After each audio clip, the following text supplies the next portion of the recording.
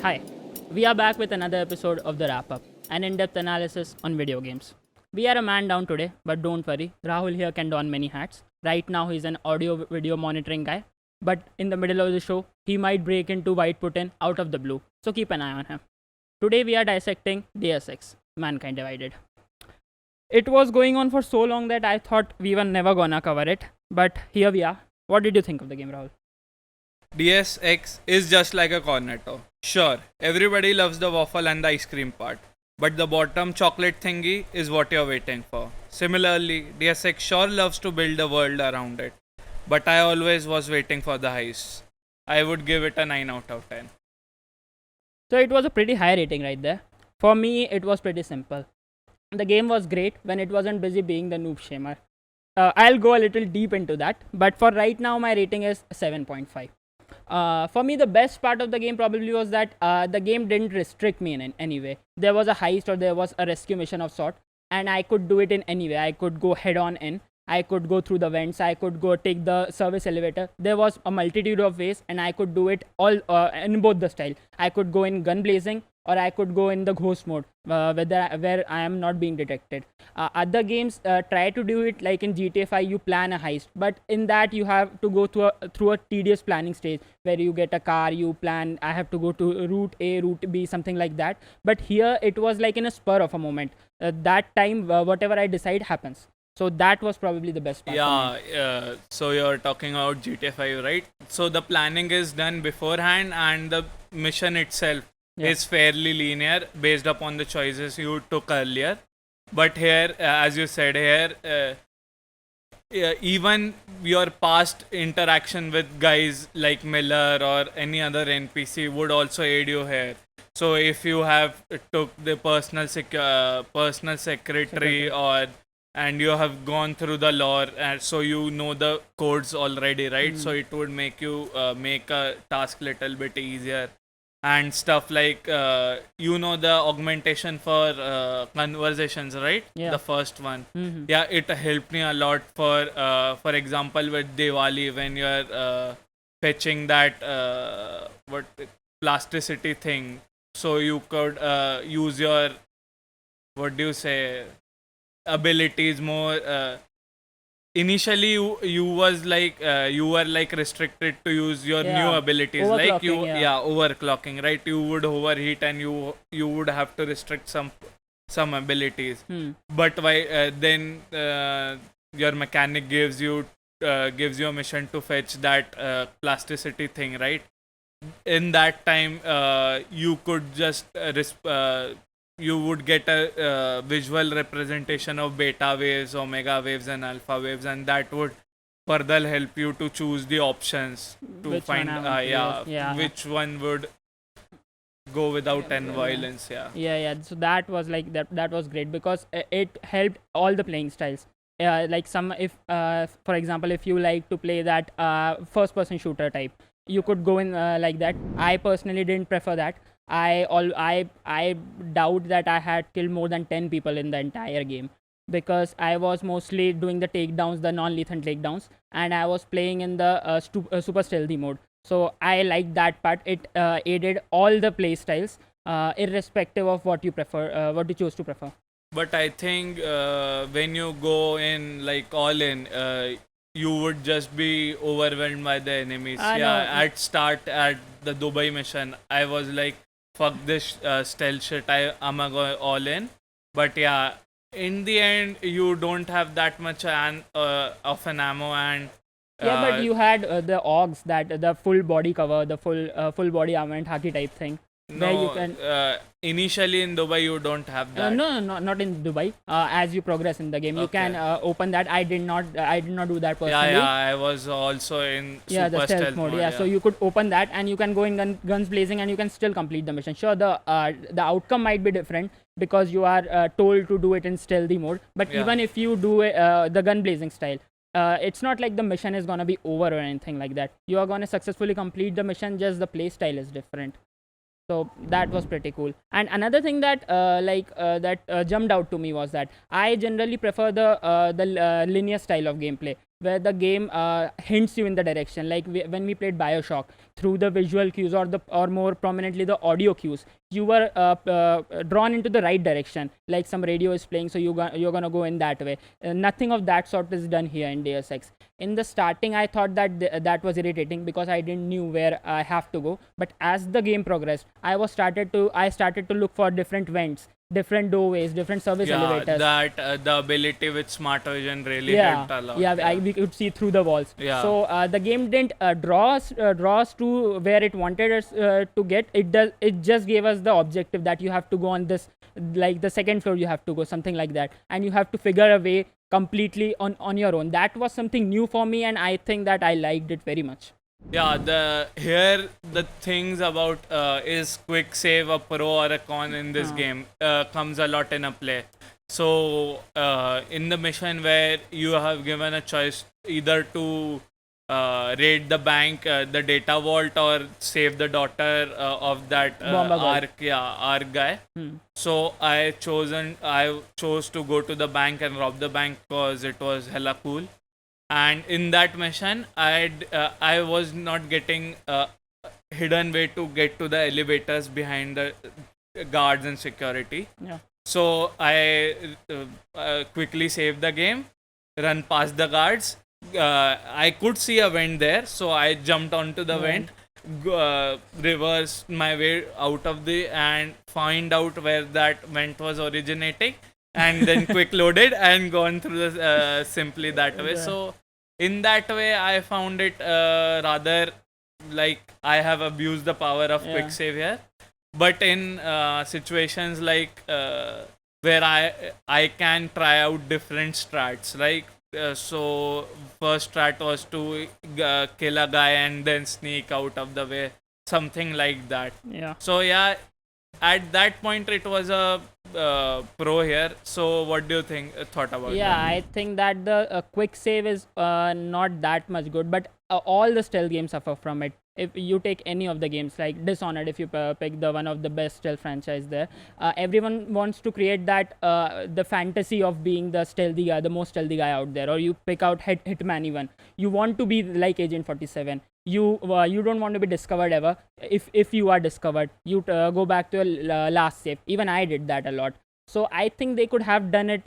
They could have implemented it a little bit better, like giving you finite number of saves, like 5 saves per level, something like that. If they gave me that, it would have been. It might have been better. But on the other hand, I might have quit the game. Yeah. I was also thinking that. This shitty game has a shitty like why the hell is the number of quick saves soft blocked here. So it is like a slippery slope there, that quick save thing. Like that. There isn't a single way that will satisfy everyone. So I think checkpointing would solve it a little. Yeah, it might. Like Arkham games are based on stealth, and they doesn't give you the option of quick save. They work on that checkpoint system. But I think that it is a little different here because Arkham are not a simulation game. The Deus Ex is a sim game, right? There you are just given an open world and you can do anything with that. So creating checkpoint at that point might trap you in a situation where you might not be able to come out of it because it's not linear. So I get it. I don't think that checkpoint might work fully. So the last mission as we guys were playing, so in the elevator we talked to Alex, right?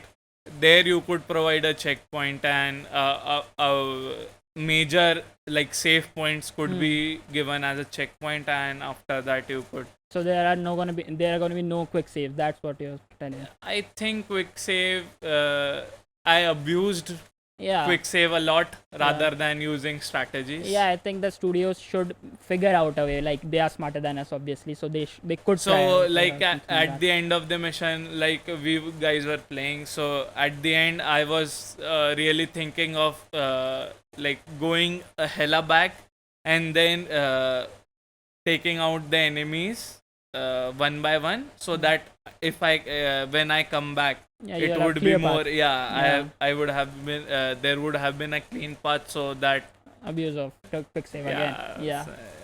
So moving on from here, something that sits well in this game are the small open worlds.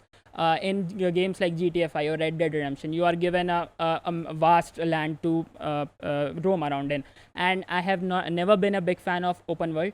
It breaks the immersion for me. Like, take an example of Arkham Knight. Arkham City was a great game, but Arkham Knight introduced the concept of open world. Arkham City was open world as well, but the level of open world was great in Arkham Knight. The problem with that is that in some point in time, Gordon's daughter is kidnapped or something like that, and instead of rushing to save his daughter, Batman goes on to some other quest after Firefly, which doesn't make any sense. That is done, I think, superbly in this game. There are side missions, definitely, but they are interweaved in a way that I never felt out of immersion. And the size of the world itself, they are quite manageable.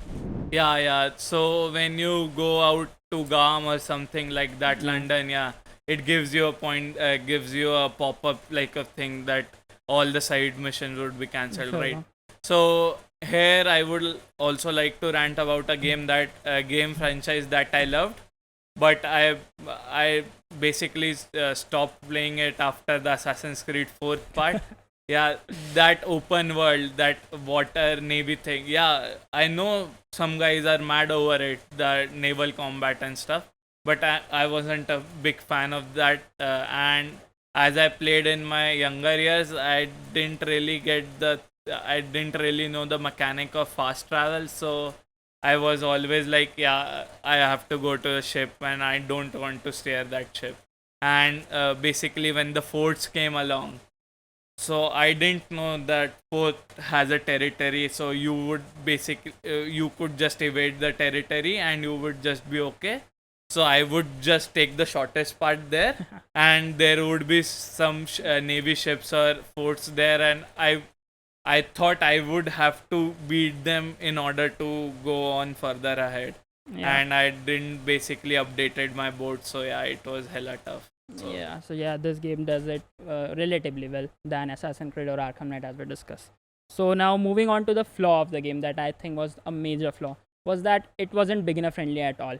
I haven't played stealth games at all. I think this was my first game that I played seriously. And if not for the wrap up, I would have dropped it one hour in, because as I told you when we were playing the game, I was very bored with the game, because I wasn't trying to look for stealthy ways. I was going for first person shooter style, and we didn't have that much ammo. So I just kept on dying on that first railway station that we talked about. So it wasn't beginner friendly at all, and I thought that they could have improved a little bit on that. So I think so the introduction, right? The game has big 20 minutes introduction, which introduces you to the game lore of before series like DSX1, DSX, Human Revolution. So you can get up to the point before if you have not played any games before. So yeah, that part I found pretty boring. Yeah, sure, it gave me a lot of lore behind the scenes, but yeah, after that I was looking for some action, and similar to you, I was like, fuck stealth, I'ma go head in. And that basically that initial Dubai mission was like, this game isn't for me. I'ma drop this game. But yeah, as I played it more and more, so the train station mission you're talking about, I discovered that you don't need to go right in. You have multiple options to take to go on to the same objective. So I took the stealth route, and then I was in love with the game. Yeah, that's a shame, because the game from Rucker Extraction Mission, it is a great game. Like, I loved it from that point on. So they could have like fast forwarded to that point, or even before that they could have made the game interesting, because I am pretty sure that a lot of people out there might have dropped this game playing just the first mission, which is just a shame, because it's a great game and it is a perfect example of what stealth games should be. Yeah. So I also think the stealth here is like held by the dumb enemies that these guys have. Like the trick that I have showed you, just be out of the cover for a second, and he would be suspicious. Then go into the cover and just take down that guy and Yeah, stuff it, like it, that. it looks pretty dumb on the surface, but that is very necessary for Yeah. us to overpower the character, or else the game wouldn't be interesting at all. Yeah, Like it the- would just be unfair. Yeah. Yeah. So other game elements that I had a certain amount of issue with was Jensen's voice. Like it for me it sounded like that Batman had a sore throat, and that's saying something because he himself doesn't have a great voice itself. So I don't know what was up with that voice, but it was something that bugged me. It wasn't something that was important, but something that bugged me to an extent. Jensen didn't have that much dialogue, so I didn't. Yeah. It had like he had some dialogue in between, but yeah, it wasn't like the main part of the game or the prominent feature of the game, but still it bugged me on on certain level. So that was something that was and I think that's it. No, I have a point here. I Okay. didn't mention it here. So the thing about that Janus, Alex, and Yeah. the Miller is kind of a double agent Mhm, working. Okay. Yeah, doing some kind like issuing us into the cases, and he wants to frame us or kill us or something like that. That was an interesting plot point, but I don't think that They didn't went anywhere with that. yeah, they didn't went anywhere with that. Firstly, I was hiding all of the stuff from Miller, Yeah. so that I could found out later that he was the bad guy or a good guy. And then we go to the virtual conference room type of thing, and you NAS, you hack something like that. a new what's that called in Assassin's Creed, right? Yeah. Animus thing. So yeah, You there found was an Animus kind of thing, and you go to the virtual meeting and you steal the meeting past meeting data. There you get to know that Miller is actually a good guy and working for the Orcs. But yeah, other than that, you don't really get the point. What do you say? Any further plot Backstory, points something like from it? And the other thing that was how the hell Jensen got those new implants, those experimental implants. After you found the guy that Seraph talked about, you found that he's dead in his apartment. You did that side mission, Yeah. right? Yeah, that and at nearing the end, Seraph was like, I have got to make a secure call with you. Just go home in the Yeah. middle of the curfew. That was hella irritating. Yeah, that was, And then I got to my home, and it was like nothing. So nothing happened there. yeah, nothing happened. He basically said, I don't know where you got that implant. So yeah, basically you check for yourself. Yeah. So yeah, I think that is another thing that was like the main feature of the game, like multiple endings. A lot of game out there says that your choices matter. Games like in Telltale series, Yeah. they're built around it, but not like whatever you do, it's gonna branch out a little bit, and the ending there are gonna be like 2 or 3 endings, something like that, and they're gonna come revert back to that in that tree itself. But here there were actually many endings that like we both got different endings. In my ending, that the bill passed and everything was blamed on Ark, and it was pretty bad ending as far as I'm concerned. In your ending, I believe like everything was peachy there. Yeah, everything wasn't that peachy. That they were still hoping to get that bill passed, and ARC was labeled terrorist organization, and Marchenko was as I didn't kill Marchenko, I just Neutralized him. neutralized him. What I'm saying, he was just in the prison, and other ARC members was like he doesn't belong to ARC. He was the radical in our society, in our organization, but we are innocent people working for an innocent cause, something like that. And at the end, so yeah, that was a little Different bit, ending. yeah. So it brings a factor of or a degree of replayability to game. Yeah, Because next time when I play, I'm probably gonna try to go all out. Like I'm not gonna go guns blazing again, but I'm gonna go a little lethal route to find out if something I can do that solves everything. Because for our in my ending, Miller dies, but there is a way we can save him. Something like we get orchid treatment or antidote, something like that. I had the treatment, but he died. Okay, so there is some other way, but I read somewhere that you can save And I Miller. think the orchid only works on the Yeah, augmented, as it used the CRISPR thingies to activate the gene that that the rejection. So if you get an augmentation, you have to take Neurafine, that the virtue. So what was the name of the lab we we infiltrated in the bank?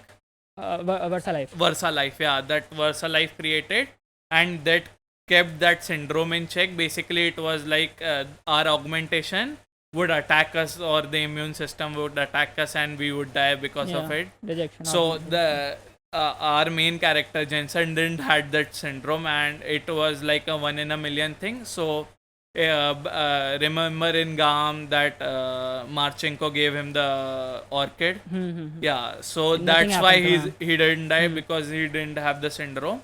And after that, I think Miller was beaten to death or something the thing like is that. When Miller is a non-og, right? Yeah, he is not an og. But when Jensen talks to Janus, in one conversation, he mentions that Orchid is an everyone killer, not just og. And I don't know why it didn't happen for you, but I went to kill Marchenko first. I neutralized him and went back to save delegates, and we passed through Miller in between. Yeah. When I came to talk to him, for you, he was dead. I talked to him right there, and he told Jensen that they fed him the orchid. So I think you have to have the orchid and go kill first Marchenko first. Then if you came back to Miller, we can probably see him. I think I would have I should have talked to Miller right there, and that could have happened.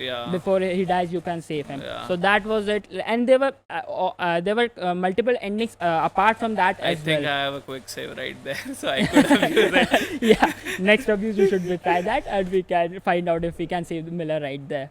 So that was amazing that we can go on multiple routes, and our choices really do matter. Not just right there like going for stealth or guns blazing, but in the bigger picture as well, the story of the game as well. Yeah, another concept I really hate because I'm not a fan of it. Yeah, I know some guys you out there are fan of it.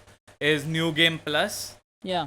I thought till the end I will be able to unlock all the abilities that Jensen had, but yeah, the New Game Plus is like you gotta play this game one more time. I don't think you will unlock all the abilities in 2 game plays. You can't. I think you would need a 7 or 8, I think. But yeah, New Game Plus is, I never liked the New Game Plus, but yeah, the whole experience, I think it was great. I did not think, when I suggested the game, I thought you two will like the game and I would just play the game. But after playing the game, I think I'm gonna explore a little bit into the stealth genre. I am thinking of playing Dishonored as well. So this was a great game for me, actually. So I think we are done if you don't have anything else to add. Okay, so as I said, I wasn't a big fan of the stealth genre, but after this game, I am looking to play stealth games. So even if you don't like the stealth games, you can go try out and play Deus Ex Mankind Divided. It's a really great game. That's it from us today. If you have liked the video, or if you have liked Rahul's performance as the White put in, you can like the video down there. You can also subscribe to Critinity, as we have new videos every Monday, unless we screw up, that is. And that's it from us right now. We will see you next week. Comment your recommendations down below. Yeah, that as well. Go comment down there on him. Bye.